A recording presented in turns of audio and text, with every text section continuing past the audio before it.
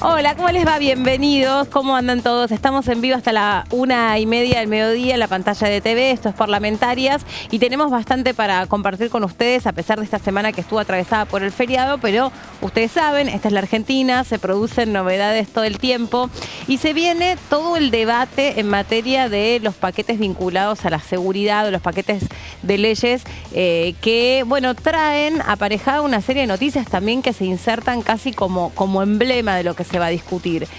Por un lado está ahí por debatirse otra vez la baja de la edad de imputabilidad de los menores, o sea, desde cuándo los menores podrían entrar en el régimen penal ordinario, común para el resto de las personas. Y hoy justo se produce un hecho más tremendo que pone en discusión las dos cosas. Por un lado, el rol de las fuerzas de seguridad, porque también en este sentido hay todo un debate sobre si hay que darles más herramientas para que puedan, en definitiva, hacer uso de la fuerza para defender a los ciudadanos de hechos de inseguridad. Hoy se produce también, en realidad ayer, pero bueno, hoy está ya en todos lados el asesinato, el crimen de este nenito de apenas 10 años que estaba con su mamá, a donde hay un tiroteo, se produce un hecho todavía que hay que esclarecer entre un policía que estaba de civil pero que se defiende de un hecho de inseguridad o presuntamente se defiende de un hecho de inseguridad. En el medio de ese tiroteo está esta víctima de 10 años y entre las dos personas que son los que intentaron robarla al policía hay un menor de edad. Un menor de edad que queda ahí como en la ventana de lo que se va a empezar a discutir. Esto para ponerlos en auto sobre cuál es la agenda que se viene, porque esto es lo que puede producirse después del receso de invierno y vamos a estar hablando de eso. Le doy la bienvenida a Amanda Alma, que por suerte hoy nos visita y forma parte de Parlamentarias. ¿Cómo andas, Amanda? Hola, Meli, ¿cómo estás? Un placer compartir contigo este rato. Sí, y mucha actividad que se prevé para los primeros días del mes de agosto, ya previendo sesiones, previendo convocatoria con invitados también a comisiones y terminar, como bien decías vos, toda una serie de iniciativas que ya están en las comisiones en debate, pero todavía no tienen dictamen. Claro, y ayer también hubo mucha actividad en comisiones, bueno, ayer, antes de ayer, o sea, esta semana, aunque fue como cortita, hubo actividad en comisiones y todos los detalles también los trae Arelis. Hola, Are, ¿cómo andas? Hola, ¿qué tal? Abrigadísima. Sí, el frío lo amerita, no hay otra. Nada que ver a tu Caribe querido. No, exacto. Yo vengo de zonas tropicales, pero me gusta el frío. Pero bueno, como comentabas, efectivamente ha sido muy nutrida toda la actividad de la Cámara de Diputados esta semana. Ayer tuvimos comisión de pymes, comisión también de la parte de la vivienda, comisión de discapacidad, y se trataron temas muy importantes, reuniones informativas donde se escucharon a los protagonistas para poder tomar en cuenta en los proyectos que prontamente seguramente van a estar en comisión y se dictaminará para poder ofrecer una mejor calidad de vida a todos, ¿no? Desde la vivienda, a los que necesitamos vivienda, a las pymes para que mejoren su productividad y a las personas con discapacidad en cuanto a los electrodependientes y a la ley 24.901 que habla de las prestaciones básicas en habilitación y rehabilitación en favor de las personas con discapacidad. Bien, bueno, toda una agenda que se conversó ayer y también se viene la ley de hojarasca. Sí, bueno, no hay muchas novedades todavía de qué va a tener, si bien en el acto del 9 de julio, donde los gobernadores, muchos de los gobernadores estuvieron refrendando este pacto propuesto por el gobierno nacional, estaba obviamente el ministro Sturzenegger, no trascendió todavía el detalle de qué va a ser esta ley, pero sí que va a haber una revisión de muchas leyes que no se implementan o que al entendimiento del gobierno nacional tienen dificultades en el desarrollo de las actividades, sobre todo económicas, en este proceso de desregulación que lleva adelante el gobierno nacional. No hay detalles de cuáles van a ser las leyes incluidas, pero sí que se quiere desmontar de alguna manera o se quiere revisar todo el proceso regulatorio que tiene en distintas materias y que no fueron incluidas en la ley base. Recordemos, Meli, que la ley base cuando ingresó allá en diciembre del año pasado tenía 660 artículos. Muchos de ellos se fueron dejando de lado en las negociaciones previas por la falta de acuerdo con los bloques. Así que parte de eso que quedó todavía pendiente y mucho de lo otro que no se había incluido por imposibilidades propias de la articulación del propio texto de la ley van a llegar al Congreso. Todavía no tiene fecha y tampoco tienen tanto detalle de los diputados de los diferentes bloques que participaron del acto del pacto en Tucumán, de qué va a ir esta ley hojarasca, pero sí, bueno, hay que recordar que en Argentina se hizo un digesto jurídico que limpió el ordenamiento jurídico allá por el año 2014. Estuvieron acá este Congreso trabajando 5 años, revisando qué leyes tenían vigencia, cuáles se habían modificado, y de más de 3.000 leyes que se dictaron en Argentina, quedó un compendio de alrededor de 1.000 leyes vigentes, ¿no? Porque unas modifican a otras, y para que los jueces no tengan dificultades, porque hubo momentos donde se aplicaron leyes que ya hacía años que no se implementaban, claro, y eso genera mucha dificultad en el litigio. Así que es un paso más de ese ordenamiento legal, en este caso, bueno, a la perspectiva del gobierno, que tiene que ver más que nada con la regulación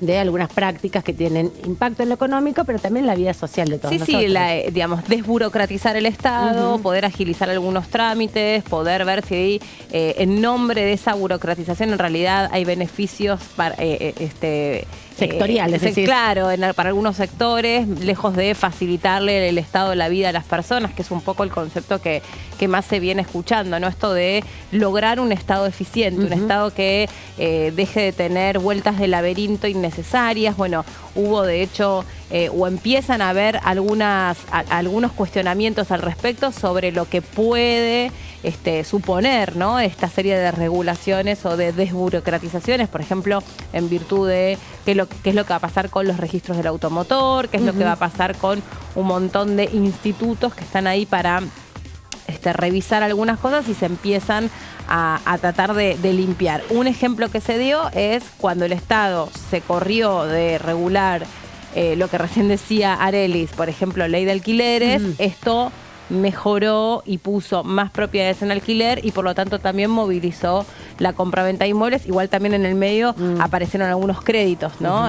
Pero bueno, esto es lo que es el contexto en el cual se sale a contar más o menos qué trae esta ley de hojarasca. Claro, ¿cuál es la idea de fondo en definitiva? Sí, y también lo que hay que poner sobre la mesa es que el gobierno nacional busca que muchas de las acciones que desarrollaba el gobierno central las administren ahora las provincias, ¿no? Volver a provincializar muchas acciones que tienen que ver con esto de las regulaciones en algunas actividades comerciales, o incluso también, como decías, respecto a la circulación de los vehículos, ¿no? Ya está el Registro Nacional de Conducir, pero se busca que ahora todo lo que tenga que ver con la regulación de los vehículos, del funcionamiento de los mismos, esté en las provincias y no tanto en el Estado central. Bueno, para después del receso de invierno es probable que haya una sesión, o es lo que se intenta, y la misma va a contener ¿qué temas? Bueno, vamos a pasar unas placas para resumir un poco la iniciativa que varios diputados de La Libertad, Avanza y el PRO ya solicitaron para los primeros días del mes de agosto. Tiene que ver justamente con una iniciativa, una sesión con más o menos 14 temas que se quieren tratar. Sí, pero hay muchos temas, Meli, que tienen que ver con responsabilidades del Congreso. Por ejemplo, la habilitación de ingreso de tropas o de ejercicios conjuntos, que es no hay un dictamen de ese proyecto, sino que es una condición de lo que tiene que hacer el Congreso respecto a la administración de las actividades del Estado. Como decimos, está convocada para el 7 de agosto a las 12 horas. Son 14 iniciativas. Vemos dos de los principales referentes que la firman, pero son muchos más. Voy a repasar algunos de los temas para que tengamos idea de lo que tiene que ver con esta cantidad de iniciativas.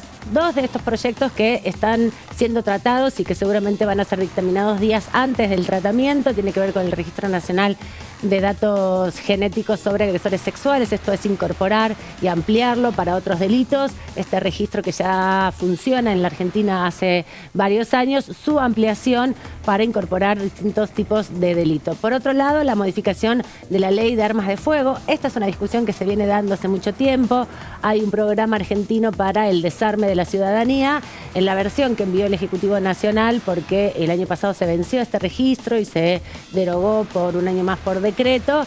Es un programa que lo que hace es incentivar que algunas personas tengan armas que hayan heredado, o que, bueno, por algunas circunstancias algún familiar se encuentre con o se tope con un revólver o con municiones, pueda entregarlas al Estado. Se les da un dinero en compensación y esas armas se destruyen. Ese proyecto viene ese programa hace 10 años más, 15 años. Ese programa era de Randazzo cuando era ministro del Interior. Te diré que antes, yo cuando empecé en el Congreso, ya por el 2010 ya estaban con este proyecto, así que muchos años atrás. Sí. Lo que pasa o lo que ocurre es que el peligro es que hay muchas armas que, como bien decías vos, son heredadas.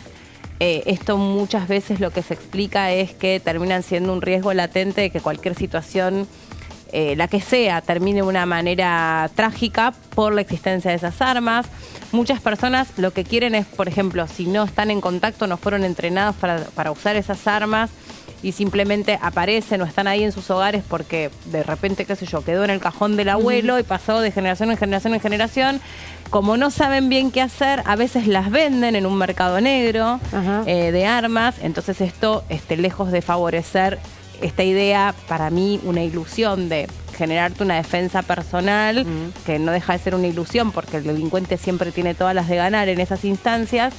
Es más, le das o le devuelves un arma a los delincuentes que mayormente o las roban a las fuerzas en un hecho de delincuencia normal o las compran en el mercado negro. Y muchas otras, además, por ejemplo, las tienen en sus casas creyendo que las van a poder usar, pero no están familiarizados.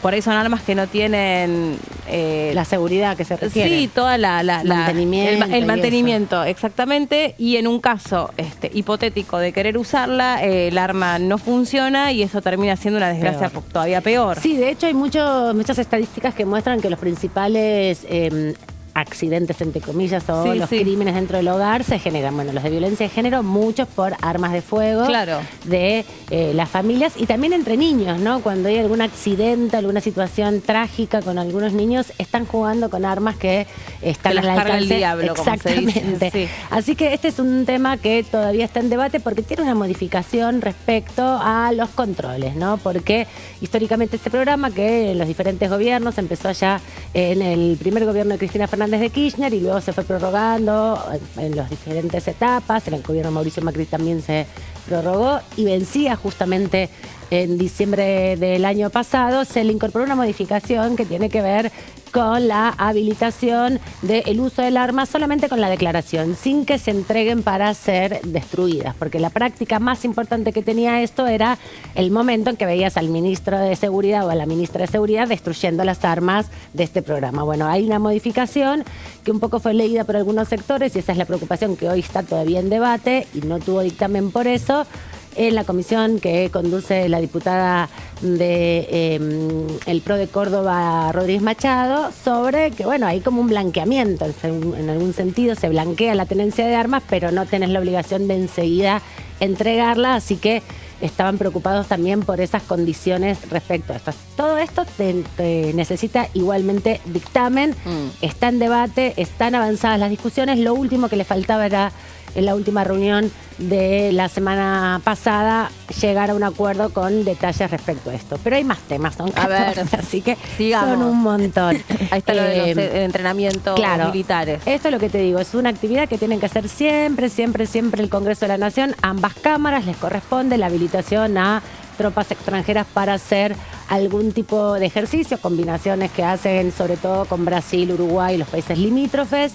Y también la declaración como brigada heroica al personal de las Islas Malvinas en un nuevo proceso de recordación a todos los caídos en las islas, pero también a todos aquellos que participaron. Hay mucha discusión todavía con el reconocimiento de aquellos soldados que fueron movilizados, pero no llegaron a las islas. Así que siempre se reedita y está muy bien recordar a los héroes de Malvinas. Más temas para esta sesión, que como decimos es el 7 de agosto al mediodía, tiene que ver con los acuerdos sobre servicios aéreos, muy en boga por estas horas, entre la República Checa y Países Bajos. También los acuerdos tienen que ver con la obligación de que sean refrendados por el Congreso. Son acuerdos que firman en general los estados, los gobiernos, pero tienen esta cláusula que es importante porque hay que decir que el sistema de aeronavegación está regulado por el Estado porque tiene frecuencias que tienen que ser administradas por los estados porque no se pueden mezclar, no puede haber una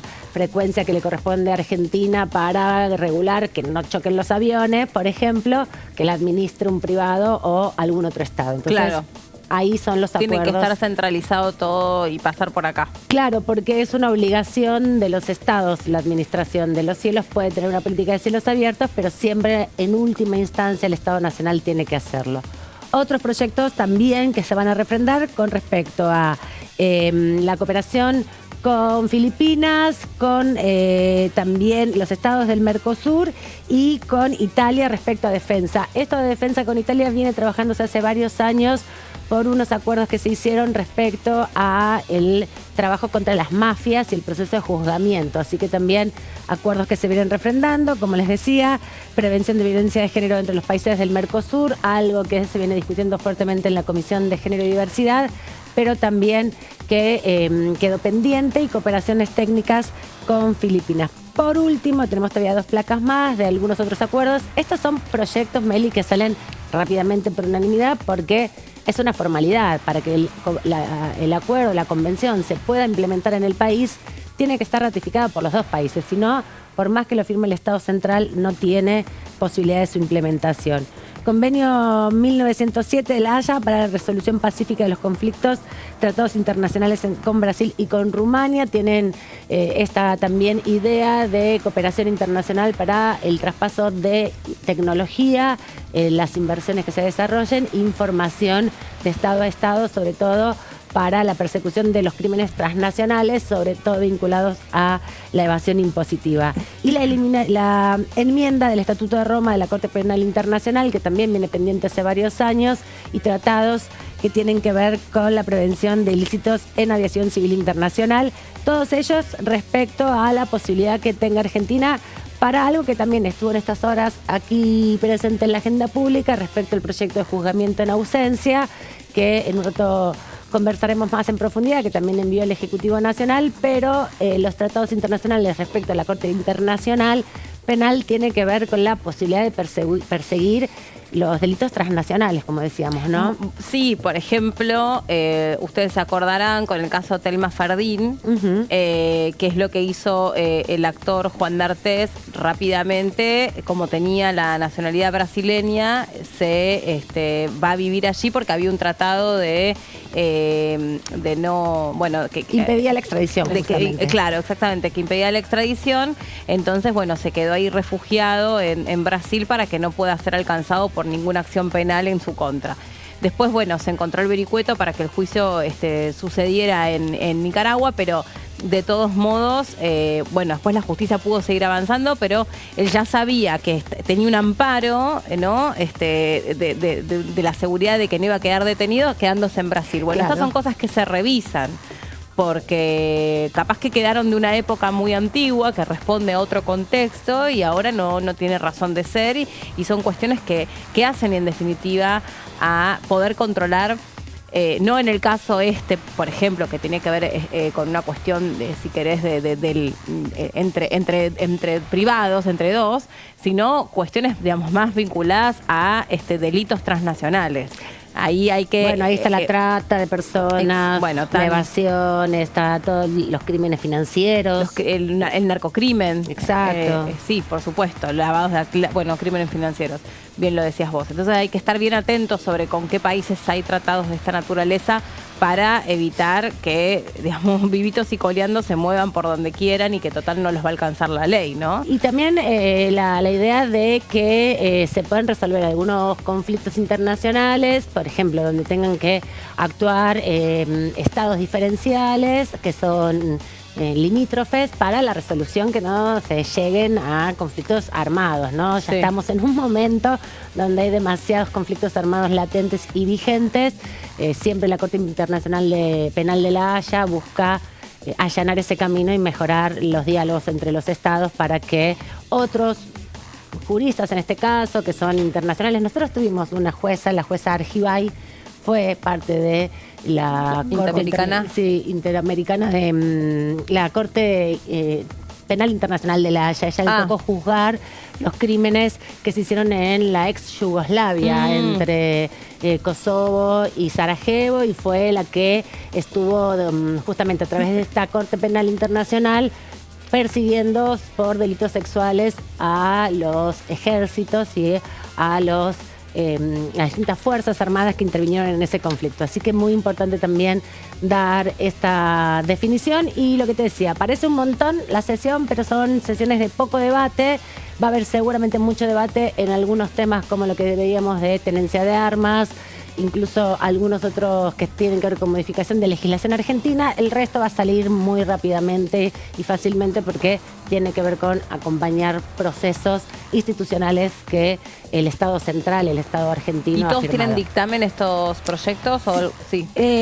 Algunos sí, otros no. Los que tienen de entrada y salida de tropas lo tienen dictaminado. Los que tienen que ver con algunos convenios internacionales faltan dictámenes en legislación general, pero no son temas conflictivos que puedan tampoco tener incidencia. El Congreso no puede modificar ninguno de ellos. Tiene que ratificarlos o rechazarlos en todo caso. Perfecto. No hay forma de que como sea si más. fuera un DNU. Es un trámite, exactamente. Se puede discutir sobre el contenido, pero no se puede incidir en el contenido. Perfecto. Vamos a escuchar, si les parece, la palabra de la diputada Mercedes Llanos de la provincia de Mendoza, de La Libertad Avanza. La escuchamos.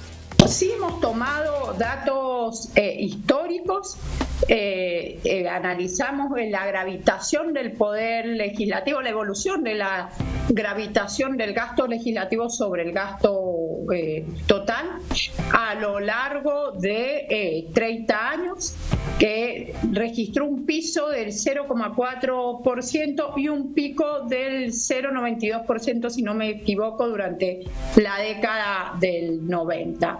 Sí, estamos planteando una disminución, la de establecer un tope de 5 empleados por legislador. Hoy el promedio es de 49 empleados por legislador y el número de empleados asciende a 16.000. Claro. Desde el 2000 hasta el 2023 aumentó un 60% aproximadamente la planta, y el principal aumento se produjo en el Senado. Nosotros establecemos un tope en un lapso de 5 años. Ese tope va a tener, por supuesto, un cálculo proporcional, va a tener un impacto en el presupuesto, esa baja de empleados. Entonces, en ese caso, el presupuesto se reduciría del 0,45 al 0,1 en relación al presupuesto total. Estamos hablando de gastos corrientes, pero no quiero caer tanto en detalle. Los cálculos han sido realizados sobre el gasto corriente. Estamos invitando a los poderes legislativos provinciales a adherirse a esta política. En promedio, la cantidad de empleados de los poderes legislativos provinciales, según datos extraídos de instituciones que se dedican a estudiar estos temas, asciende a 25.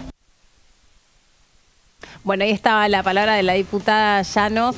Bueno, respecto de otro de los temas que se viene, que en realidad también está vinculado a lo que conversábamos antes, que es volver más eficiente el funcionamiento del Estado y tiene que ver con revisar los gastos. Vieron que durante muchos meses estuvieron haciéndose auditorías en distintas áreas del Estado y en algunos se encontraron, con distintos informes, algunas irregularidades, así que, se estaba volviendo sobre eso a ver qué es lo que se puede corregir y cómo se puede reencauzar el trabajo sin que esto signifique una filtración de dinero para el Estado, para la Argentina, en una situación de mucha fragilidad económica y financiera. Sí, y igual hay que plantear justamente que en el presupuesto que va a entrar ahora el 15 de septiembre, falta muy poquito, verdad. Nada, faltan solo 2 meses. Justamente el Congreso de la Nación es uno de los puntos, uno de las áreas, una de las planillas, podríamos decir, específica, que tiene los gastos propios del Senado y los gastos propios de la Cámara de Diputados. Incluye muchas cosas, no solamente el funcionamiento formal de la Cámara, sino también la imprenta donde se imprimen las boletas para las elecciones y otros registros, la biblioteca, que también tiene un servicio de la comunidad muy importante, no solamente la parte bonita y antigua, sino todo el servicio que se presta, claro, el caudal de libros. Hay muchas actividades que hace el Congreso y en ese sentido la diputada busca revisarlos, ¿no? Sí, siempre se cae sobre algunas áreas porque parece que ahí podría estar una cantidad de trabajadores innecesaria para lo que se termina realizando, y esta misma lógica y sentido cayó sobre otros organismos, ¿no? Por ejemplo, en su momento se revisó o se pretendió revisar el INCA o el INADI o bueno, algunos otros institutos para ver efectivamente si lo que había ahí era sobreprecios, sobrecargos, ¿no? Sobrecontratación de personal que por ahí no era tan requerido o no hacía a la eficiencia de ese lugar. Pero bueno, esto también es un poco lo que se viene, y cada 3 meses también caen las adendas de los contratos. Uh-huh. Y eso produce, lo anunció el propio presidente de la Nación, produce desvinculaciones del empleo público. El empleo público en algunos lugares de la Argentina es la principal fuente de ingreso de esa provincia y de empleabilidad. Así que, bueno, con todo esto tiene que ver. Hacemos la primera pausa y en un ratito seguimos con más parlamentarios, con más información para poder contarles qué es todo lo que pasa por acá, por el Congreso. Ya venimos.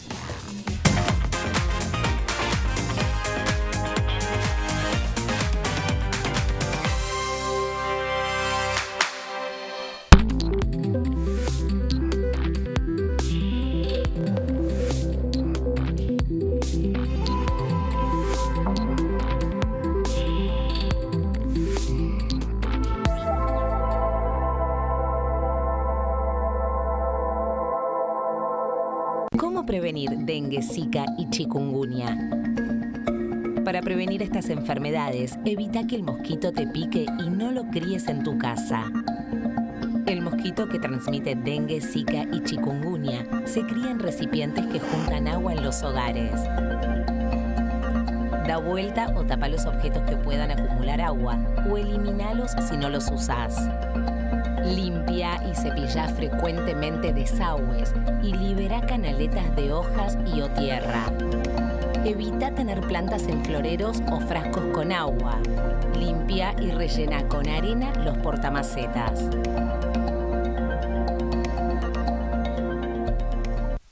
¿Qué diferencia hay entre la Cámara de Diputados y la Cámara de Senadores? La Cámara de Diputados representa al pueblo de la nación argentina. Esto significa que las provincias más grandes y con mayor cantidad de habitantes tienen muchos más diputados que las provincias más pequeñas. La manera de establecer las cantidades es proporcional. La Cámara de Senadores representa a las provincias. Cada provincia envía 3 senadores al Congreso Nacional. El total de senadores es 72, dado que las provincias argentinas son 24. Este es un número fijo. Por ejemplo, la provincia de Buenos Aires cuenta con 70 diputados nacionales y la provincia de Tierra del Fuego con 5. Pero tanto la provincia de Buenos Aires como la de Tierra del Fuego cuentan con 3 representantes cada una en el Senado de la Nación. Cada 2 años, el Congreso Nacional renueva la mitad de sus diputados y 1/3 de sus senadores nacionales. El mandato de los senadores es de 6 años, mientras que el de los diputados es más breve, dura solamente 4 años.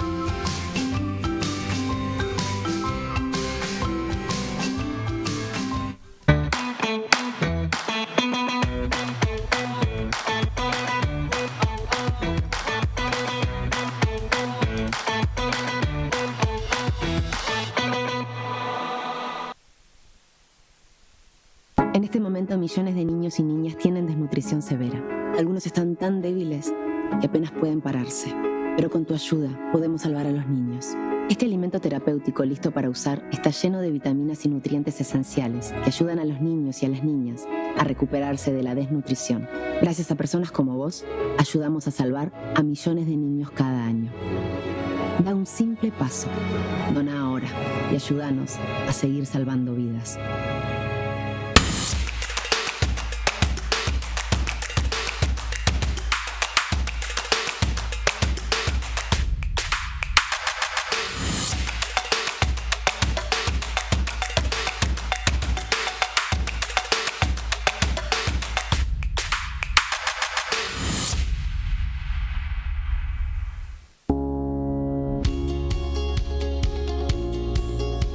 Cuando un proyecto de ley ingresa a la Cámara de Diputados, ya sea creado por un legislador, enviado por el Poder Ejecutivo o producto de una iniciativa popular, se trata primero en las comisiones correspondientes para luego ser tratado en el recinto por los diputados. Las comisiones son el ámbito de análisis y debate sobre los proyectos de ley conformadas por legisladores de distintos bloques. Hay 23 comisiones especiales que tratan temas específicos como el atentado a la AMIA y 45 permanentes que tratan temas vigentes como educación y salud. Un diputado puede formar parte de varias comisiones. Cada comisión se compone de un presidente, un vicepresidente y de 3 a 5 secretarios. La duración de los miembros de las comisiones permanentes y especiales es de 2 años. Para que la comisión funcione debe tener quórum, es decir, un mínimo de 15 y un máximo de 31 a 49 diputados. Las autoridades son elegidas por los propios integrantes de las comisiones, que a su vez son elegidos bajo consenso por sus propios bloques. Para que un proyecto sea tratado en el recinto, debe contar con el apoyo de la mayoría de los integrantes de esa comisión. Al finalizar una reunión de comisión, se dictamina sobre la pertinencia de tratar el proyecto en el recinto. El dictamen propone una resolución o decisión sobre una o varias iniciativas o proposiciones.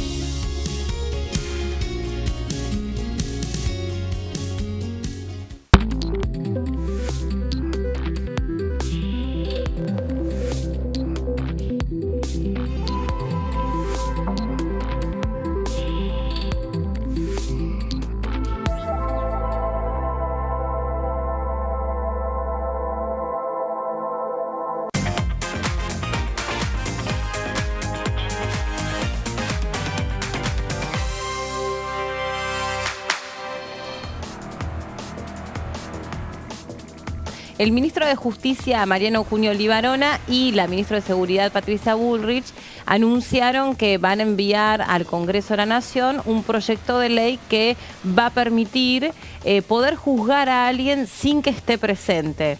Incluso si está fugado, si está escondido. Esto tiene que ver con poner a todas las personas en igualdad frente a la ley y esto se inserta en el contexto de un nuevo aniversario, el número 30 de lo que fue la voladura de la AMIA, que le costó la vida a 85 personas y le truncó la vida a todos los argentinos, ¿no? Porque la Argentina no volvió a ser lo que era después de ese terrible atentado que nos ponía de una manera muy, muy real y muy tangible de cara con el terrorismo, porque hasta ese entonces la Argentina no creía que podía ser objeto de los terroristas internacionales. Se cumple un nuevo aniversario, no hay personas que hasta el momento, a pesar de las distintas investigaciones que se hicieron, hasta el momento paguen con el peso de la ley por el nivel de violencia que hubo asociado a esa voladura de la Mutual Judía, y en ese contexto se anuncia esta posibilidad que hasta ahora no ocurría, es decir, alguien que estaba prófugo de la justicia, que estaba escondido, que vive en otro país, es decir, si no podía estar sentado ahí en un juicio, no podía ser juzgado. Claro, porque tiene que ver con el derecho a la defensa, ¿no? También, cuando una persona está procesada por un delito, cualquiera sea ese delito, tiene la presunción de inocencia hasta que sea demostrado su culpabilidad. Y en base a eso se viene trabajando fuertemente, sobre todo para la causa AMIA, ¿no? Hasta el 2020, Canicoba Corral fue el histórico juez que llevó adelante este proceso. Bueno, luego de muchas intervenciones, hay que recordar, como bien decías, Meli, 30 años del atentado, 30 años, un poco menos, 25 años de impunidad. Totalmente. Más o menos. Hubo un proceso donde esta Cámara de Diputados junto al Senado investigaron, una comisión muy importante que terminó con el juzgamiento del juez Galeano, que fue el primer juez que planteó, bueno, la hipótesis de la Policía Federal, la hipótesis de los presos que estuvieron detenidos durante mucho tiempo por la causa AMIA, y luego se fueron profundizando las hipótesis internacionales. Sobre esa causa es donde se establece este criterio que hoy el ministro de Justicia y la ministra de Seguridad plantean, porque ya en aquel momento, en el 2020, incluso antes, en el 2015, cuando fue toda la situación con el fiscal Nisman, se venía planteando, Patricia Bullrich era diputada nacional y venía planteando el juicio en ausencia, pero bueno, también Argentina tiene suscriptos muchos convenios internacionales donde justamente se plantea la obligación que las personas que sean juzgadas sean conscientes del juzgamiento a las que son sometidas y tengan capacidad también para poder defenderse, ¿no? Claro, se garantice lo que es la no vulnerabilidad, o sea, el principio de inocencia, ¿no? Exacto. Que no haya ningún tipo de vulnerabilidad y que el imputado pueda contar con todas las garantías constitucionales y del derecho de que esa presunción de inocencia sea respetada, entonces pueda recibir el asesoramiento, pero bueno, es importante porque además de que esto seguramente está muy ligado a lo que es el atentado de la AMIA, el proyecto pues también está siendo creado para todo lo que son los delitos graves del Estatuto de Roma, lo que es genocidio, crímenes de guerra, de lesa humanidad, desaparición forzada de personas, que eso también es un tema que nos atraviesa un montón, lo que son las torturas o delitos sobre financiamiento o la proliferación de armas de fuego y lo que es la destrucción masiva, y son armas de destrucción masiva. Entonces, bueno, son todos los delitos.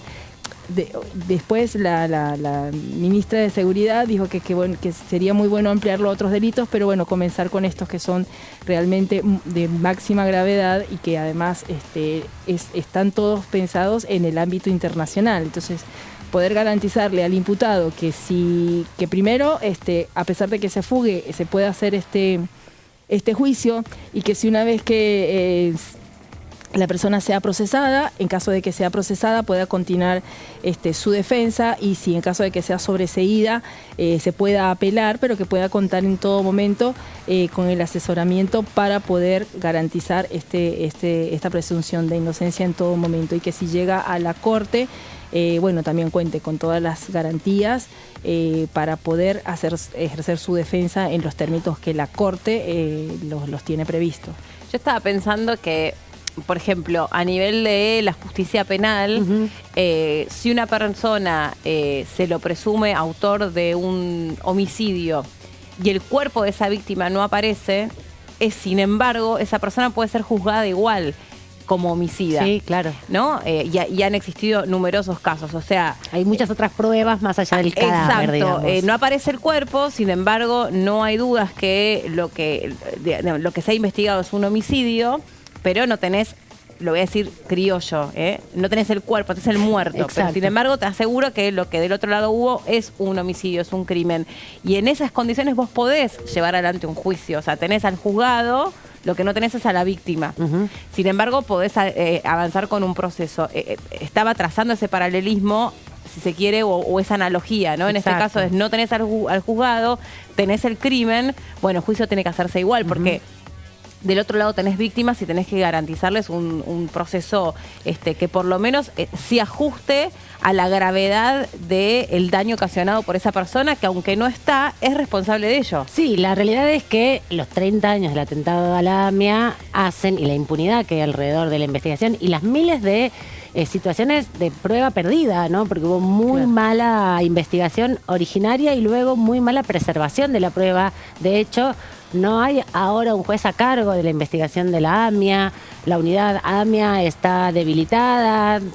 Fue un proceso después de la muerte, del suicidio del fiscal Nisman, en adelante se fue desmontando y embarrando aún más, como en los principios de la investigación, ¿no? Acordate, allá por mediados de los 90, el desastre que fue la investigación, y en su proceso también posterior ahora con la revisión que se hace.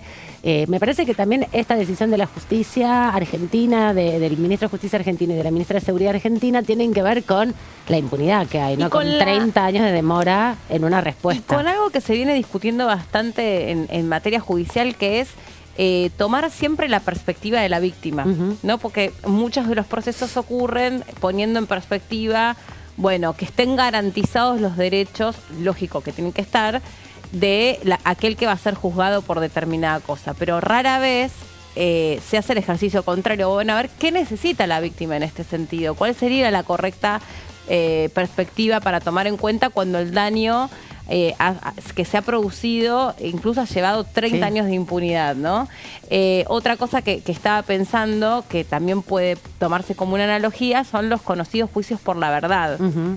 ahí tenés también algo que desde el punto de vista técnico formal ya se venció, es decir, esa persona que es juzgada por un determinado delito, ese delito ya está terminado, concluido, pero no significa que esa persona sea inocente o por lo pronto no haya cometido ese delito. Entonces, esa víctima igual necesita un proceso y ese proceso se llama juicio por la verdad. Que eso ha sido muy importante. Claro, si se dan situaciones, por ejemplo, de abusos sexuales. Bueno, vos tenés un periodo de ventana entre que se produjo el abuso, entre que vos pudiste madurar que eso que viviste es un abuso sexual y, por lo tanto, por ahí cuando vos lo podés contar en calidad de víctima, ya prescribió. Ese delito ya quedó prescripto. Entonces, es importante de todos modos un proceso desde el punto de vista emocional para la víctima. Sí, sin duda. Y también me parece justamente tiene que ver con esto. Los riesgos que se corren es que no haya ningún tipo de justicia, porque una persona que es víctima de un delito tan grave como ha sido un atentado terrorista, no encuentra justicia solamente por meter a alguien preso, sino por la persona que generó ese delito, esa situación tan gravosa. Y sobre todo porque este tipo de juicios se dan para, como bien decía Arelis recién, casos de lesa humanidad, de delitos gravísimos que impactan a todo el mundo, son o genocidios o torturas o acciones que están digamos, señaladas a nivel internacional por todos los tratados, por, como bien decías, el Acuerdo de Roma, como delitos gravísimos para la humanidad. Entonces, esa sensación tan fuerte y esa realidad de impunidad tan fuerte lleva a buscar todas las estrategias. En este caso, esto que en otros países existe, no quiere decir que funcione tan bien, porque no se garantizan tampoco el derecho a la defensa, pero bueno, después de 30 años me parece es un intento más por tratar de llegar a algún atisbo de justicia, ¿no? Claro, y aparte el poder haber estudiado cómo no hay normas constitucionales que lo impidan, sino que por el contrario, al estar suscrito además a tratados internacionales, creo que de alguna manera es una deuda que tenemos, ¿no? De poder avanzar tomando en cuenta todos los recaudos necesarios, pero poder avanzar en este tipo de juicios. Bien, ayer también se reunió la Comisión de Discapacidad, lo veníamos conversando el tema. Ustedes saben que ahora, porque hace frío y nadie piensa en los electrodependientes en términos de lo que sufren cuando se producen los apagones en la ciudad. Ustedes saben que nosotros hemos tenido, por lo menos en la ciudad de Buenos Aires y alrededores, 2 grandes apagones que se produjeron durante el verano, principalmente tiene que ver con la demanda de consumo de energía, con los cambios climáticos y cuando atravesamos veranos muy, muy calurosos. Una y otra vez se habla de los electrodependientes, que son pacientes que, como su nombre lo indican, para poder tener alguna oportunidad de sobrevida, están conectados a alguna máquina. Sin esa conexión, ellos no estarían con vida. Entonces, cuando se produce un apagón, esas personas tienen un periodo, una ventana de horas a donde ese equipo, si fue debidamente cargado, tiene una autonomía. Y en ese transcurso de horas, por ahí son 12 o son 24 horas, la carrera contra la vida es tremenda, es siniestra, les diría, porque ahí empieza todo un proceso a donde del otro lado están las compañías eléctricas, el ENRE y muchas veces también las prestadoras de servicios de salud, ¿no? Donde evalúan a ver si entonces llevan o mandan un generador o si trasladan al paciente, pero hay casos muy, muy graves que la situación todavía es peor porque son personas por ahí que viven solas, que son mayores de edad, que tienen de pronto, no sé, una condición física como podría ser una obesidad mórbida que imposibilita el traslado a otro lugar, entonces la atención tiene que ser sí o sí domiciliaria. Arelis, ¿qué se debatió en la Comisión de Discapacidad en ese sentido? Bueno, ayer participaron distintas personas, representantes de la Asociación Argentina de Electrodependientes, así como personas directamente que son usuarios de este tipo de equipos. Una de las grandes preocupaciones que se manifestó es la dificultad que están teniendo en este momento para actualizar los registros, porque esto se renueva cada 2 años. Aparte, bueno, se piensa que las baterías duran, que tienen esa autonomía. Ellos comentaban ayer que no es cierto, que las autonomías no son tan largas. E incluso hay un equipo que no está incluido entre lo que son las máquinas estas de medicina, que es el CPAP, que ellos dicen que no tiene batería, ¿sí? Que son los que usan habitualmente las personas que sufren de apnea del sueño y que lo utilizan solamente para dormir. No son usuarios permanentes, pero sí intermitentes, que llaman ellos. Entonces, la preocupación de ellos que si hay algún apagón, pues realmente o no duermen o bueno, es poder lograr que las empresas de electricidad puedan restablecerles el servicio lo más prontamente. Entonces, bueno, se están pensando en modificaciones, sin embargo, lo importante es que la ley existe y lo importante sería poder cumplir con la ley que hoy existe. Se puede modificar, se puede mejorar, incorporar algunos otros equipamientos que no estaban incluidos, ¿verdad? Y mejorar los tiempos que tanto las empresas eléctricas como el ENRE hablan para o tienen previstos para devolver el servicio eléctrico, pero lo importante es poder continuar utilizando la ley que hoy existe y que el registro se actualice. O sea, lo que están pidiendo es la actualización del registro de los electrodependientes. Por una parte, porque hay como eso se renueva, pues hay algunos que están caídos y... Claro, personas o que ya fallecieron o que personas que ya no requieren de las máquinas. No, personas que están renovando su registro y que las respuestas están demorando mucho y entonces mientras ese certificado no está actualizado, las empresas no estarían obligadas a restituirles el servicio si lo requirieran en un momento dado. Aparte, sean los criterios, ¿verdad?, para dar este registro. También ha influido esto de que ahora las personas, para poder tener esta fuente alternativa de energía, deben ser personas que perciban hasta una canasta básica. O sea, que se impuso el criterio de que la persona tiene que percibir hasta 828.000 pesos. Sí, creo que es 828.000 pesos. Si tú superas eso, hay algunas prestaciones a las que no puedes. Por ejemplo, la instalación de esta fuente alternativa de energía, que por lo que averigüé, más o menos el costo es de unos 500.000 pesos. Claro, los generadores. Que a veces también es un trastorno, porque por ahí la persona lo encarga el generador no está o no hay disponibles, o sea, es realmente muy, muy complicado. Todos los veranos tenemos estos casos cuando se producen los cortes de luz y van los vecinos y cortan en la esquina o protestan con la cacerola y van los medios. Siempre hay alguna persona que dice, no, y la del piso 10 que es electrodependiente y necesita y estamos preocupados, claro. Y los vecinos. O sea, todos los veranos, digo los veranos porque mayormente de esto se habla por lo que les decía antes, ¿no? Por la demanda de consumo que produce los cortes. Aparte que analizaban que la cantidad de personas no es una cantidad que influya en los costos de las empresas. O sea, ¿por qué agravar la posibilidad de que una persona ingrese al registro?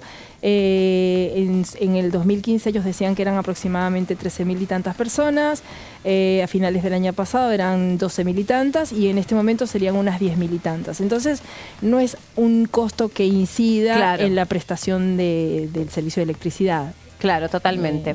Bueno, nos vamos a seguir ocupando de ese tema sin lugar a dudas.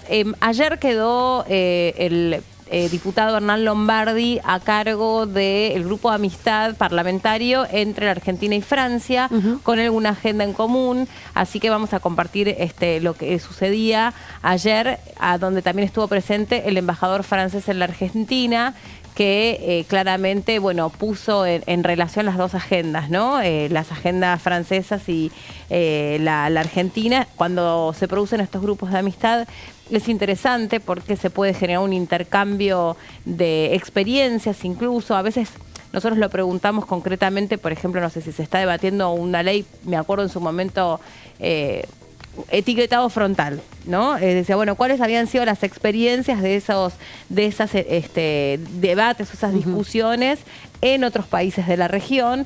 Bueno, y se trae a veces a las comisiones o se cita a otros congresistas del mundo que puedan decir, bueno, en nuestro país la discusión pasó por acá, el caso fue positivo porque tal o cual cosa. Por ejemplo, cuando fue lo del etiquetado frontal se tomaban mucho los ejemplos que venían de México, de Chile también en este sentido, porque, bueno, nada mejor que la experiencia de otros países que puedan tener en algunos temas características similares o a veces no.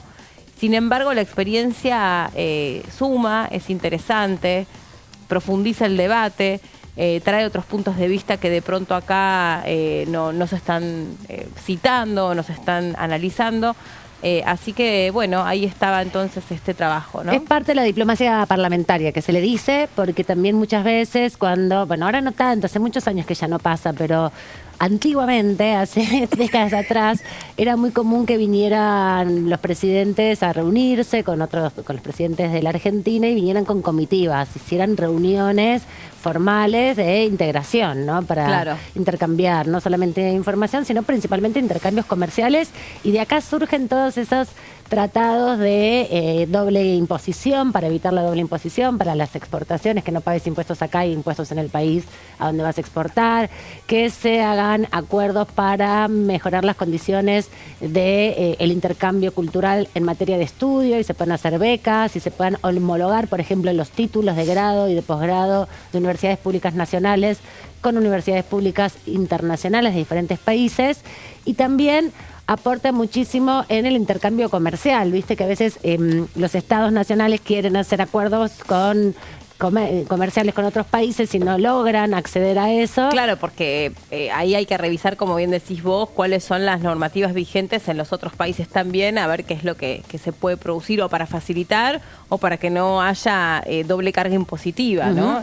Y muchas veces viene el presidente de un país, se reúne con el presidente del país nuestro, de Argentina, y también vienen con comitivas de diputados y senadores. Y ahí es que se reúnen, intercambian información de agenda, pero también sobre todo esto, ¿no? Lo que tiene que ver con los temas comerciales, que parece que estuvieran a manos del Ministerio de Economía, pero no, porque los temas comerciales impactan directamente en los congresos de cada uno de los estados, porque la mayoría de los parlamentos tienen esa obligación de regulación de las relaciones entre los estados también. Así que son importantes, parece que fuera solamente una reunión amistosa entre distintos parlamentarios o un lugar para recepcionar las demandas o las inquietudes de los embajadores, pero no, es parte de la diplomacia y ha resuelto un montón de conflictos. La diplomacia parlamentaria, cuando los estados-nación no pueden llegar a acuerdos, después a través de estas actividades muchas veces se logran saldar discusiones más complejas. Bueno, y aparte las embajadas suelen tener financiamiento para financiar justamente proyectos de ONGs. Realmente es un apoyo muy grande el que pueden brindar las embajadas, y establecer este tipo de relacionamiento está bueno también para toda la comunidad y la ciudadanía, porque se pueden gestionar otro tipo de actividades. Sí, y porque sobre todas las cosas en nuestro país viven personas de todas partes del mundo, ¿no? Que han venido desde Europa principalmente, así que bueno, después también es importante poder recuperar las experiencias. En definitiva, también todo está vinculado desde ese lugar. En materia energética es muy frecuente también este tipo de acuerdos o de reuniones, porque ahí también hay mucha más interacción entre los países, sobre todo los países de la región. Y bueno, el presidente además, Javier Milei, está preocupado por la agenda internacional y por las relaciones internacionales, y parte de ellas se robustecen o se sostienen también desde acá, desde el Congreso. Vamos a hacer otra pausa, nos metemos en la última media hora de parlamentarias. Tenemos mucho para seguir contándoles. De hecho, hubo muchas comisiones que por ahora no nos alcanzó el tiempo para contarles, así que enseguida, después de la pausa, actualizamos toda la agenda y les contamos lo que se viene. Ya venimos.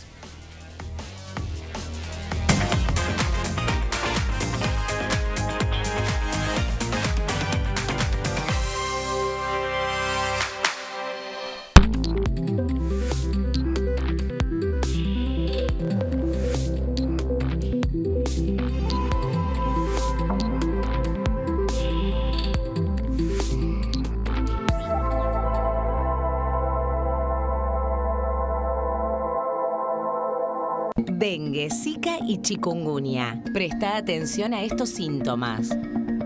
Si tenés fiebre alta, 38 o más, de 2 a 7 días de duración y dolor de cabeza, en especial detrás de los ojos, muscular y de las articulaciones, diarrea, dolor abdominal, náuseas y o vómitos, malestar general, cansancio, decaimiento, erupción en la piel, sangrado en nariz, encías u otras partes del cuerpo, no te automediques.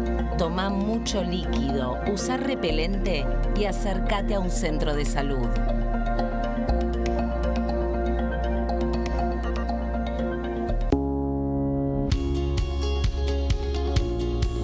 La Cámara de Diputados tiene 257 miembros. Los diputados debaten y sancionan leyes que rigen en todo el territorio nacional. Algunas de las más importantes son el presupuesto de gastos generales del Estado, el Código Civil, el Código Penal, la forma en que se rige el trabajo, las jubilaciones, entre tantas otras. Además, controla y hace un seguimiento de las políticas del Poder Ejecutivo a través de la visita de diferentes funcionarios o el pedido de informes, así como la posibilidad de realizar juicios políticos a los funcionarios. La duración de los mandatos de los diputados es de 4 años y pueden ser reelegidos indefinidamente. Desde el momento en que asumen y hasta el final de su mandato, no pueden ser acusados, interrogados judicialmente ni molestados por las opiniones o discursos que imitan desempeñando su mandato. Son requisitos para ser diputado tener al menos 25 años, 4 años de ciudadanía argentina y haber nacido en la provincia por la que se postula o haber residido en ella los 2 años precedentes. Se agrupan en bloques que expresan partidos políticos o afinidad ideológica.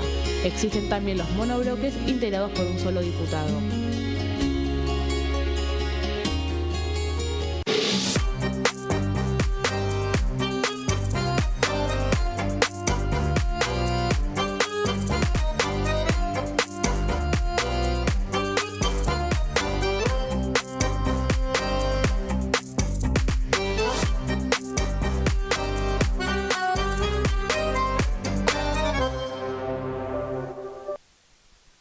En este momento, millones de niños y niñas tienen desnutrición severa. Algunos están tan débiles que apenas pueden pararse. Pero con tu ayuda podemos salvar a los niños. Este alimento terapéutico listo para usar está lleno de vitaminas y nutrientes esenciales que ayudan a los niños y a las niñas a recuperarse de la desnutrición. Gracias a personas como vos, ayudamos a salvar a millones de niños cada año.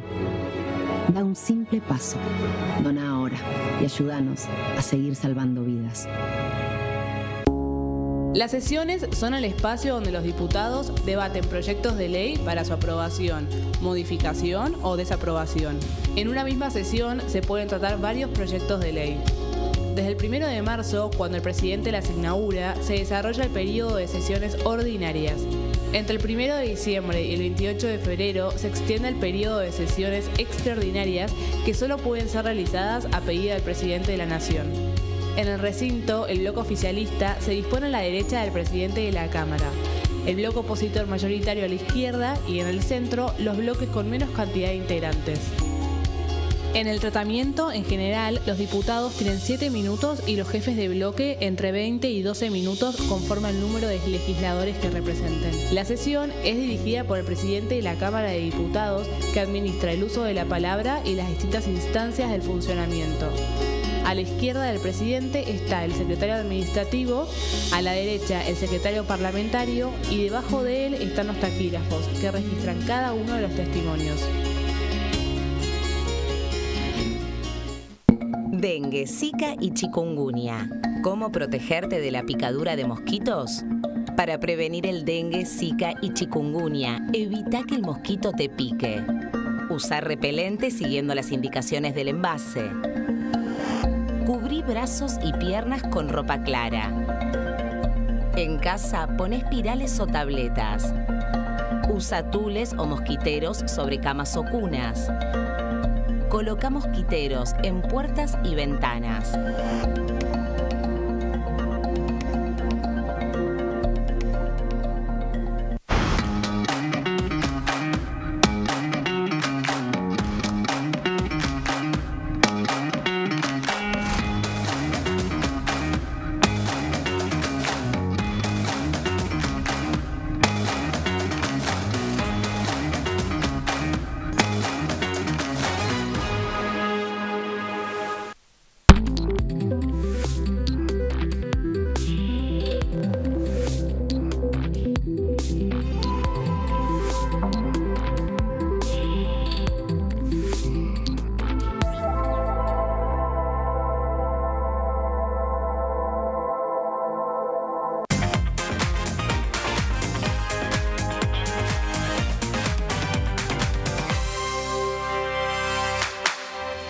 En el contexto de todo lo que está ocurriendo en la provincia de Corrientes, ayer se intentó, bueno, perdón, estoy un poco confundida con los días por el feriado, pero no sé si fue ayer, ahora tengo la duda. En el Senado se intentó de debatir en relación a algo que por lo menos para mí era una sorpresa, que no existe una ley que penalice la compra-venta de las personas, ¿no? Sino que, digamos, esta parte de lo que supone una red de trata, que es la parte de la transacción de la persona, como las personas no son bienes, no se transaccionan, esto no estaba regulado por el Código Penal o no estaba inscripto en el Código Penal. ¿Qué pasó con eso? Bueno, lo que sucede, hay que remontarse a la semana anterior, Meli, que hubo una sesión importante en el Senado donde no solamente se le dio la aprobación a censos militares y algunos jueces y fiscales, sino que también se desarrolló se debatió este proyecto de ley de la senadora Carolina Lozada, pero volvió a comisiones porque no había acuerdo en el temario o en los puntos de los artículos en particular. Sí, en la idea general, como bien marcabas vos, Meli, de penalizar finalmente la figura de compra-venta de niños, que es parte de la preocupación en relación, obviamente, a la desaparición de Loan. A partir de eso, y como estaba muy en agenda también en la Cámara de Diputados ese mismo día, un debate en comisiones, ayer lo que pasó fue la vuelta a comisión, en definitiva, con la presencia ya de Marisa Graham, algo que debería haber sido al revés, ¿no? Que primero debería haber ido la defensora de las infancias al Senado, acordado el texto y después llevado al recinto, pero la intención que quería dejar marcado el Senado de la Nación era su preocupación por este tema. Así que estuvieron discutiendo, estuvieron hablando justamente de todos estos detalles, de cómo penalizar en el Código Penal este delito que estaba dentro de las condiciones de trata de personas, que sí está penalizado, que es un delito federal y que tiene distintas herramientas. Incluso tiene un estamento del Estado en el Ministerio de Justicia particular que permite específicamente políticas de rescate de personas justamente sometidas a la trata, a la explotación y trata. Ahora, la compra-venta, como bien decías, la transacción de personas por dinero que se entiende prohibida a partir también de la abolición de la esclavitud en Argentina, quieren ahora sí inscribirlo de una manera explícita en el Código Penal.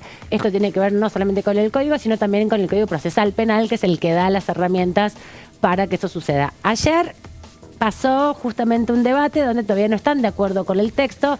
El proyecto en general ya está aprobado. Ahora va a volver al recinto cuando se definan los artículos en particular y solo se va a trabajar sobre los artículos que en particular tengan que ser también ratificados. Pero sí, lo que deja marcado es la intención de este Congreso de avanzar en ese sentido. Es muy tremendo lo que dejó al descubierto este caso de este chiquito que falta de su casa hace un mes, si es que efectivamente lo que pasa es que detrás está el delito de trata de personas.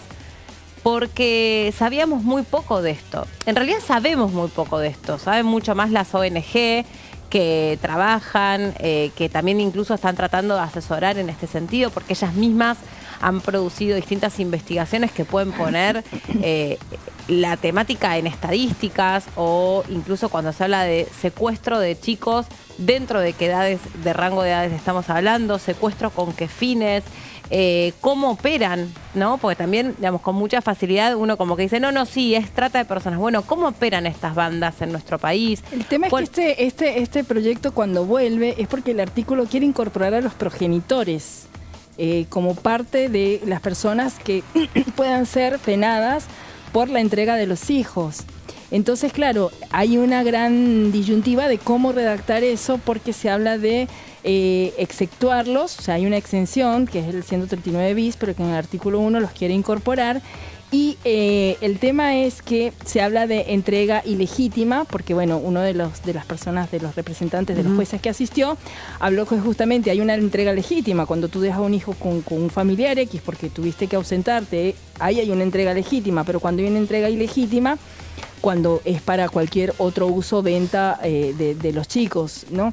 Y la defensora insiste en incluir el tema de que se hable de fines adoptivos. Hay una preocupación porque de alguna forma es como penalizar la adopción y no es eso, sino circunscribirlo al contexto de que cuando esta entrega se haga con fines adoptivos sea penada.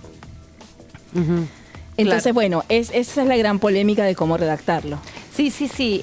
Bueno, vamos seguramente a profundizar y a conocer más detalles, sobre todo porque las ONG están muy preocupadas por aportar información y poder asesorar en este sentido a los diputados y Estuvo senadores. acá Marta Peloni en la Cámara de Diputados la semana anterior, justamente porque pasó en simultáneo. Mientras se estaba discutiendo acá en comisiones, la preocupación está en la Comisión de Infancias que conduce Roxana Reyes del Radicalismo. El mismo debate se estaba dando en la Cámara de Senadores en el recinto. Como en el recinto bien contados, no hay acuerdo todavía en la forma de redacción, pero estos detalles que Alaris nos estaba diciendo, justamente es importante poner sobre la mesa que hay un trabajo con los funcionarios actuales, con exfuncionarios de la Secretaría de Infancias, con jueces, con fiscales, con organizaciones no gubernamentales para aunar esfuerzos y debates respecto a específicamente las infancias, ¿no? Porque también hay que decir que todo este debate que se estaba dando en relación a la trata de personas incluye a las personas mayores, ¿no? Y hay que buscar la diferenciación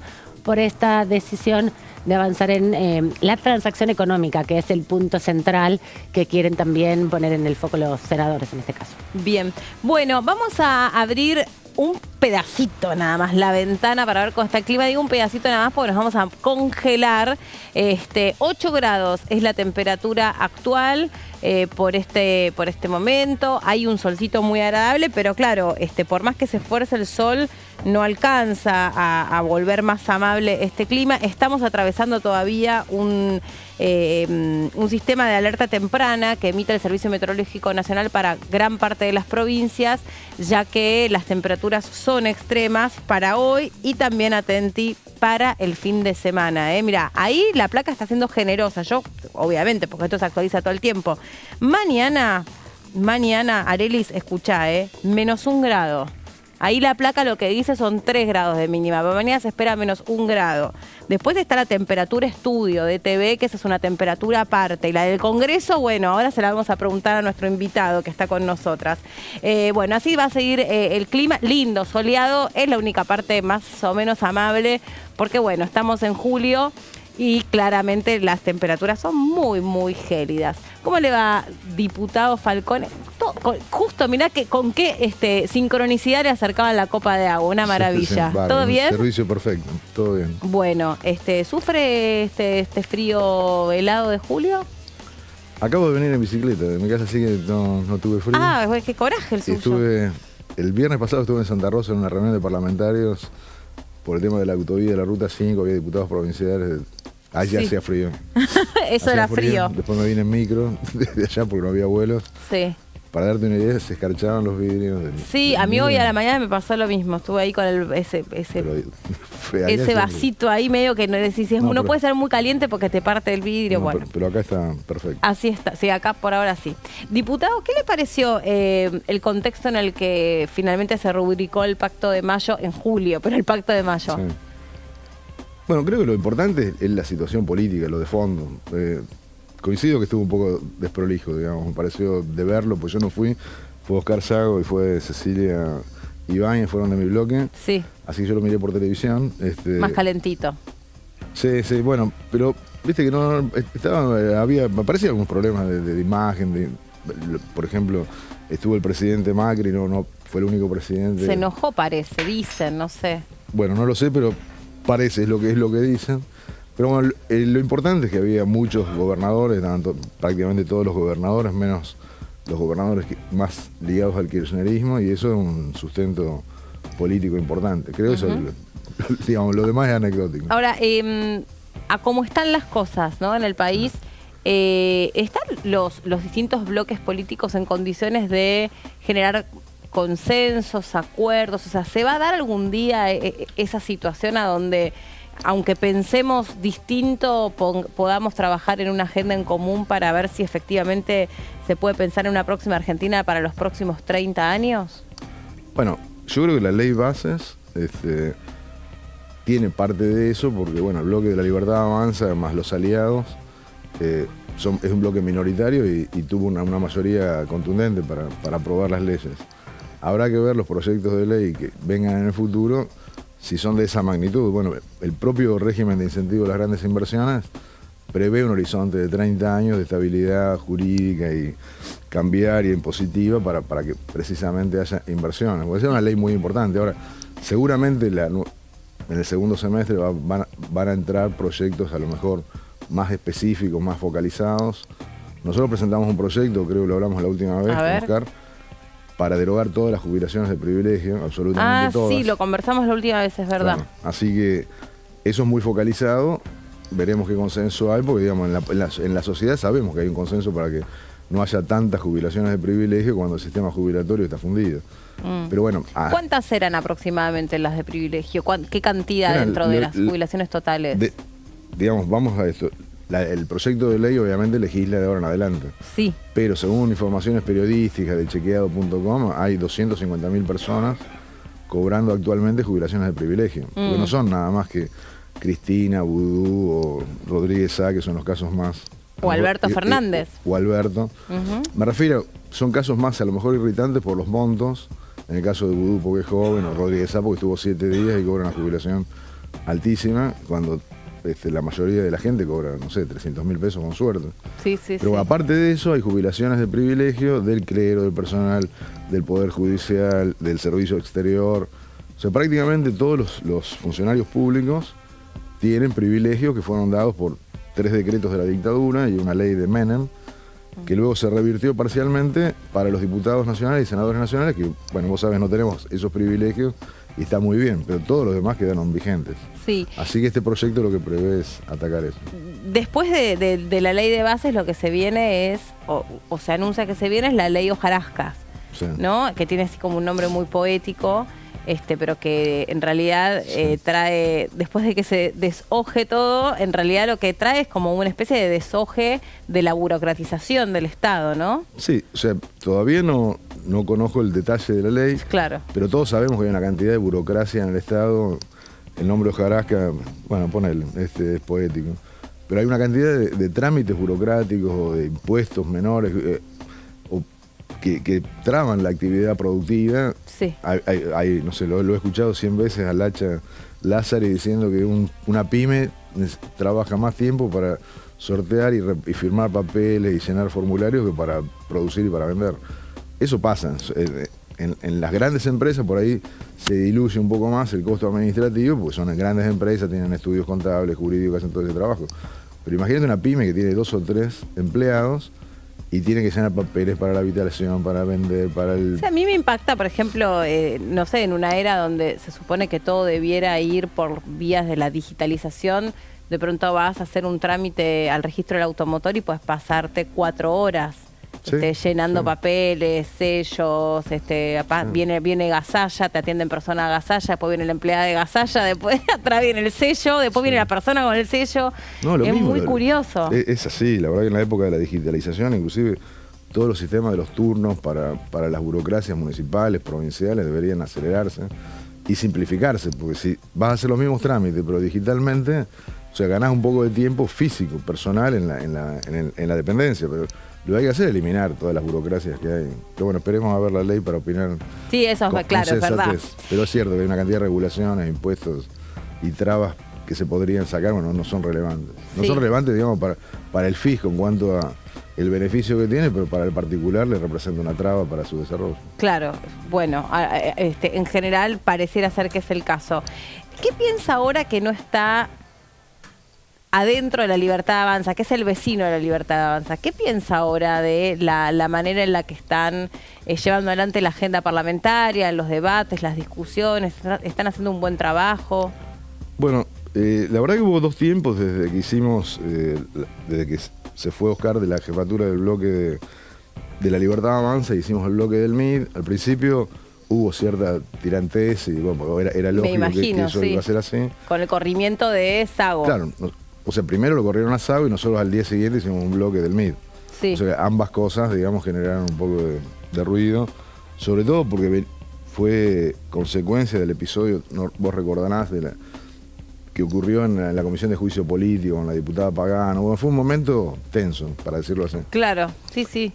Me acuerdo del contexto, sí. Eso todavía no se resolvió, lo de la Comisión de Juicio Político. Pero bueno, hace un mes nosotros estamos trabajando mejor con el bloque de la Libertad Avanza y con los otros bloques aliados. nos invitaron formalmente a las discusiones previas de la ley base, de la ley del paquete fiscal. O sea, concurrieron el bloque de Hacemos. ¿Qué hicieron? ¿Terapia de grupo? ¿Qué pasó ahí? No, bueno, en reuniones previas, básicamente para ver quiénes estaban de acuerdo con qué artículo y quiénes no. Todo el poroteo propio de la previa a una ley que no es ninguna novedad que se hace. Y ahí limaron un poco esas asperezas. O sea, nosotros no teníamos ninguna aspereza porque dijimos que íbamos a votar en línea con lo que había propuesto el presidente de Libertad Avanza.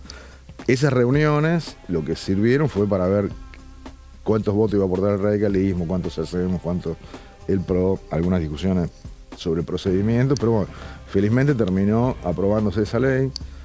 Pero bueno, ahora tenemos una mejor relación que lo que pasó inmediatamente después de la ruptura de... A veces el tiempo acomoda las cosas, no sé cómo funciona en política, pero en la vida medio como que es así. El tiempo en política, ya lo dijo el general Perón, acomodan algunas cosas, algunas no.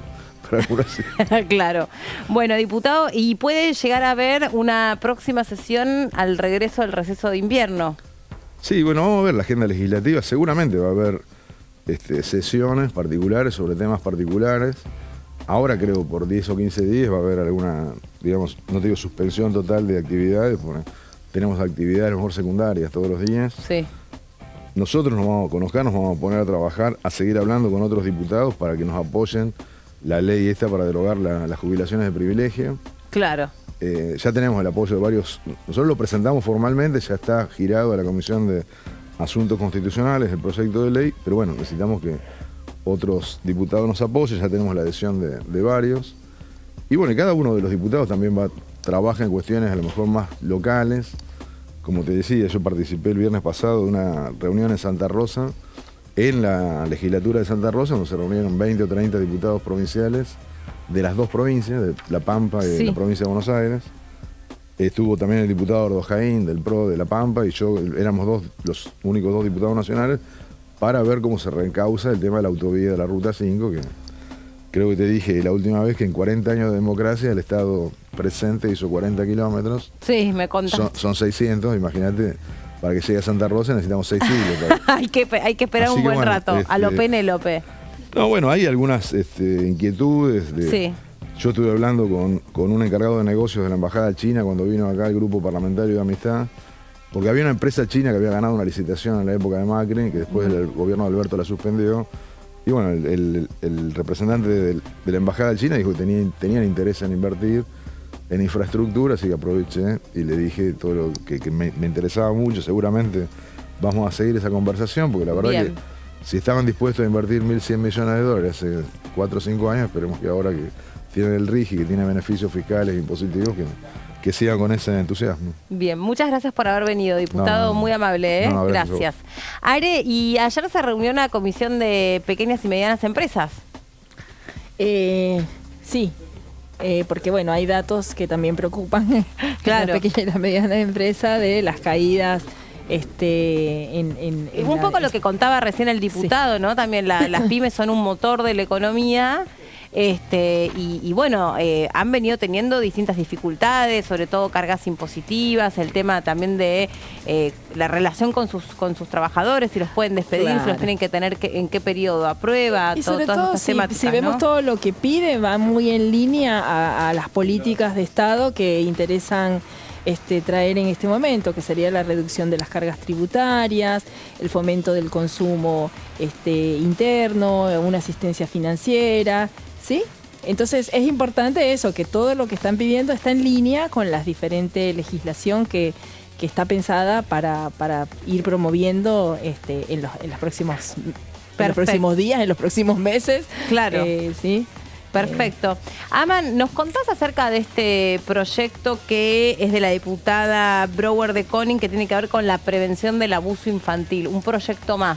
Sí, se están ampliando los proyectos aquí en la Cámara de Diputados de la Nación. Venimos ya de varias décadas. Hablábamos más temprano, Meli, del tiempo de las víctimas para la posibilidad de la denuncia de abusos sexuales, que eso se fue incorporando en las últimas décadas, sobre todo a partir, del reconocimiento de las imposibilidades que tienen las víctimas de abuso sexual, no solamente para la búsqueda de justicia, sino para poder afrontar esa violencia tan profunda y tan compleja muchas veces de poder ser nombrada. Así que la diputada Broder de Koenig, diputada del radicalismo cordobés, presenta este proyecto en la Comisión de Familia, Niñez y Juventud, justamente que preside la diputada Roxana Reyes de Santa Cruz, una diputada que viene hace como 10 años presidiendo esta comisión, 10, 12 años, y que ha avanzado, viene con un cronograma bastante interesante de ir mejorando las condiciones de muchas políticas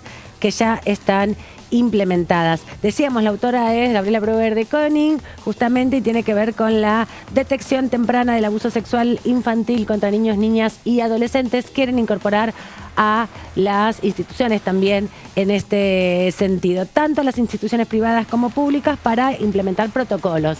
Viste que durante la pandemia, la ausencia de los niños en las escuelas, parte de lo que se planteaban desde las autoridades y desde los entornos educativos era las dificultades para acceder a información y para reconocer síntomas de violencia y de abuso. Entonces, lo que buscan es justamente dotar a las instituciones educativas y las instituciones recreativas, deportivas, donde asisten las infancias, para darles más herramientas a los adultos y puedan detectar algunos comportamientos y saber si pueden mostrar niveles de abuso, ¿no? Pero esto no quedó comprendido con la ley que lleva el nombre de Lucio. No, esa es una ley de capacitación. Ese es otro tipo de cosas. Tiene que ver con una capacitación permanente sobre derechos de la infancia, principalmente a partir de todas las convenciones internacionales y la legislación que Argentina ya tiene vigente y que tiene no solamente a nivel nacional, sino también a nivel provincial. Este es más un procedimiento de intervención, una manera de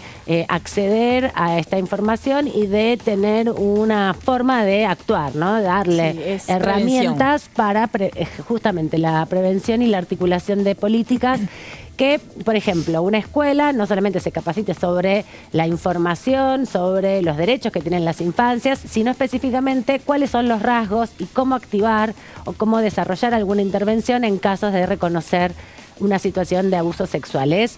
La segunda parte sería como la parte práctica de la ley Lucio, que es más de capacitación en ese sentido. Lineamientos nacionales aprobados en el marco del Consejo Federal de Niñez, Adolescencia e Infancia. Estos consejos donde se reúnen todas las secretarías y subsecretarías y direcciones de niñez que en general están dentro de los ministerios de desarrollo social de las provincias. También tiene que ver con la intervención de la Secretaría Nacional de Niñez, que, bueno, ayer contábamos en el contexto del debate sobre compraventa de niños en el Senado, fueron varios extitulares de esta secretaría, la CENAF, que es el lugar donde en definitiva se llevan adelante las políticas, se hacen los relevamientos, los informes y también intervenciones en particular. Buscan articular un poco, porque ahora hay muchas instituciones que tienen sus propios protocolos y están de algún modo desarticulados o contrapuestos, ¿no?, con los lineamientos nacionales. Así que la propuesta de la diputada Broder de Koenig es que este Congreso apruebe una legislación que permita desde el Estado Nacional para avanzar en este sentido. ¿Y qué propone? Que a los 90 días de ser aprobada esta legislación se deberá presentar el plan de trabajo, también poniéndole plazos al Ejecutivo Nacional para que pueda intervenir. Interesante y necesaria también esta agenda, que bueno, que pone otra vez sobre el tapete cuánto falta, cuánto todavía falta para poder poner en resguardo a nuestros chicos, porque muchas leyes van como resultado de que se produzcan esos abusos. Hay que ir a que no se produzcan. Todavía no se implementó la ley Lucio. Es una deuda pendiente todavía, se aprobó a fines del año pasado, le toca a la gestión de Javier Milei y en este caso a la ministra Petovelo avanzar en ese sentido, porque la Secretaría de Infancias, entiendo, está ahora dentro de Desarrollo Social, si no será el ministro de Justicia, Cunio Libarona, quien deba implementar la política de capacitar a todos los empleados de los 3 poderes del Estado en los derechos de las infancias, y luego será, si se aprueba este proyecto de Broder de Koenig, el momento de implementar los protocolos. Aman, un placer compartir con vos. Un gustazo, el mediodía, te extrañaba, Meli. Ah, y yo también. Bueno, nos vemos de prontito, en cualquier momento. Acá estaremos. Are, gracias por tu compañía. Hasta la semana que viene. Hasta la próxima. Hasta la vuelta del receso. Así es verdad, así es. Así que felices vacaciones. Para ti, mucho descanso. Bueno, nosotros sí nos reencontramos mañana, pero se quedan ahora mismo con Horacio Boni y con todo su equipo. Nosotros nos vemos mañana acá al mediodía. Chau.